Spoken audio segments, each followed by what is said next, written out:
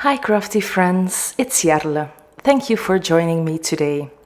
In this video I will be sharing how I did some watercoloring on a few die cuts. So let's get started right away. I started with a piece of Bristol smooth cardstock cut to A2 size, so it's 4¼ by 5½ inches. And I will be doing some ink blending. I took out my Distress Oxides in the colors Skitch Flamingo, Seedless Preserves and Mermaid Lagoon. This is actually a color combination I haven't used before. For my ink blending, I started with the pink color, which was Skitch Flamingo, and I covered about 1/3 of the cards with the Skitch Flamingo, getting lots of the color down, and then I went in with Seedless Preserves. And I think after I finished with that color, about 2/3 of the card was filled with color. Now, to get a smooth transition, I went back to that first color, so that Skitch Flamingo, until that transition was much better. So I think the key here to get the smooth transition is to go back and forth between the different colors. And now I'm going in with the Mermaid Lagoon as the final color. So this is a very, very pretty blue color, one of my favorites actually.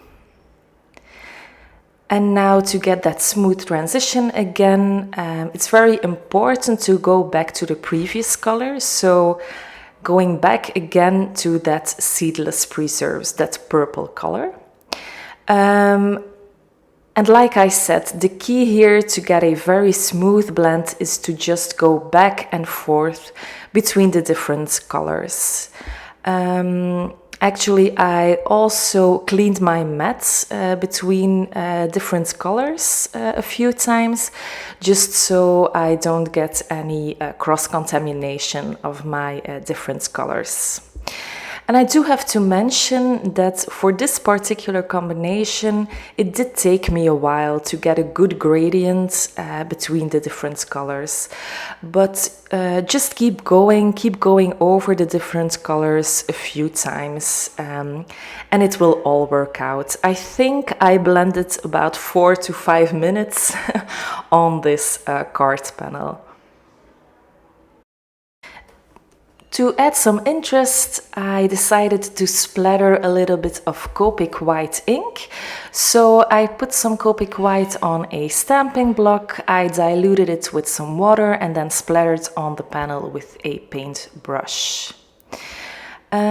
But I wanted some shine as well, so for that I used my Perfect Pearls. So in my craft room I have a little water bottle with Perfect Pearls, and I splattered it on as well. And this gives a lovely pearlescent shine. And then I just put my panel aside to dry for now.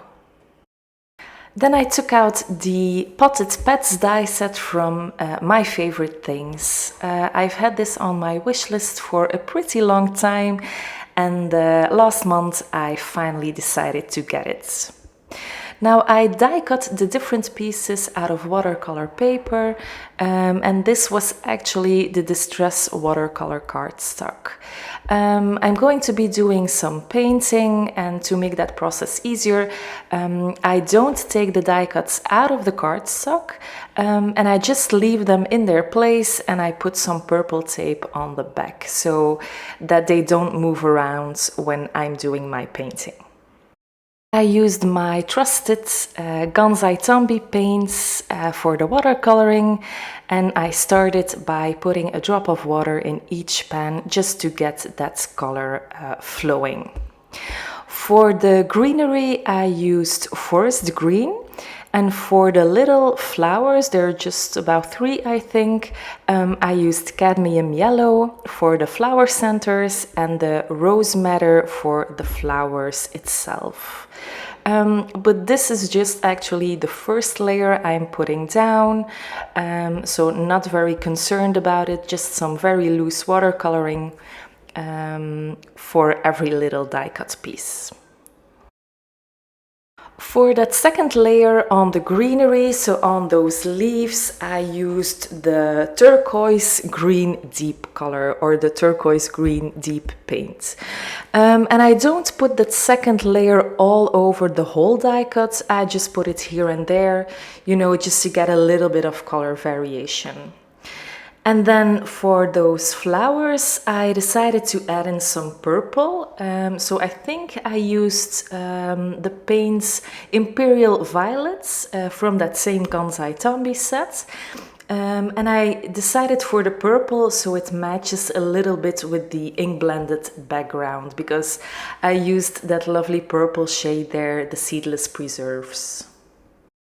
So over to the painting of the cat. Now, I didn't have a color in my Kansai Tambi set that I wanted to use for this, so I just went to my regular distress inks and I chose the color Hickory Smoke. I smushed this ink pad onto a white palette. You can see it there on the right side, but you can obviously also do this on a glass mat or on your craft mat, like a blending mat, etc. I did put a little bit of water on that ink, and then I went in with my paintbrush and started at the outside of that little cat's face. So you know, at those edges. And then to get that lighter color more in the middle of the cat's face, I just added more water, so the darkest of the color is on the edges and the diluted version of the color is more on the inside. And that's how you create kind of those shadows. So the more water, the lighter the color will be. But I did want a more loose kind of watercolor look for this card, so I really wasn't that precise with my watercoloring. I just went with it. And because I wanted everything to look kind of cohesive, I splattered those flowers and that greenery again with the Copic white paint. I did remove the cat though from that cardstock because I didn't want splatters there, so just these flowers and the leaves.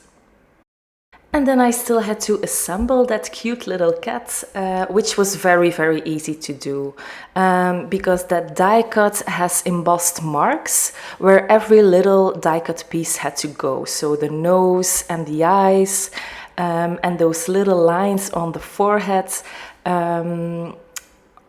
It's very, very easy to assemble, and I just did this with liquid glue. I'm sorry. Just so I had some wiggle room. Then for the blushy cheeks, I used Ballet Slippers cardstock from Lawn Fawn, but I did add some detail with two Copic markers. So I used R22 and R30. Those are my two markers I always use for blushy cheeks.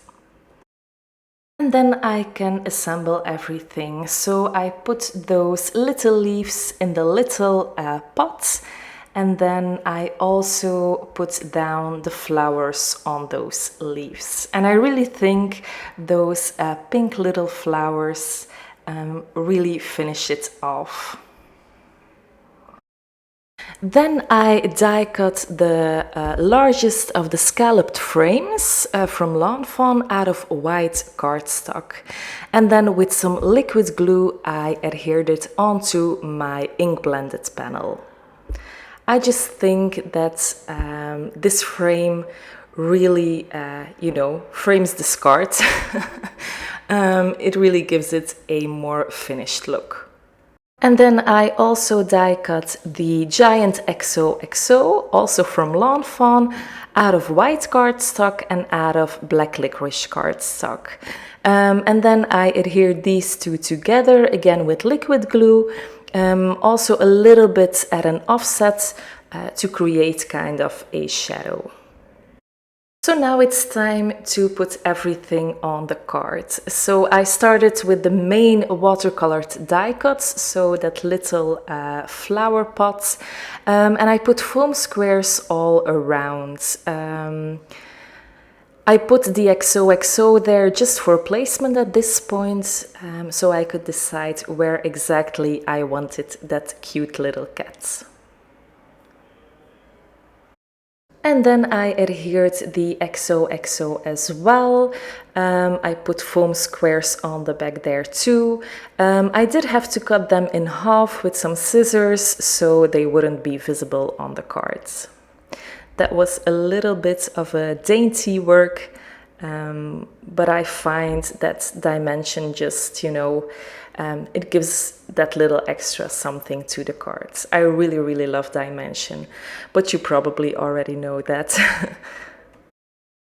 And then I did add a little extra sentiment on there as well. This is from All the Speech Bubble stamp set, and it says Sending Smiles. I stamped it with VersaFine Onyx Black ink, and I die cut it with the coordinating dies. I put a foam square on the back and adhered it onto my card panel. Then I prepped my card base. I folded it at 4 1/4 just to create a side folding card. And then all that was left to do was to put down my card panel with dry adhesive. And I always use Gina K tape runner for this. And this finishes off my card for today. I really, really love how it turned out. I really love the look of these watercolored die cuts. It's just a little something different than ink blending everything. Thank you again for being here, and I will be back soon with another card project. Bye!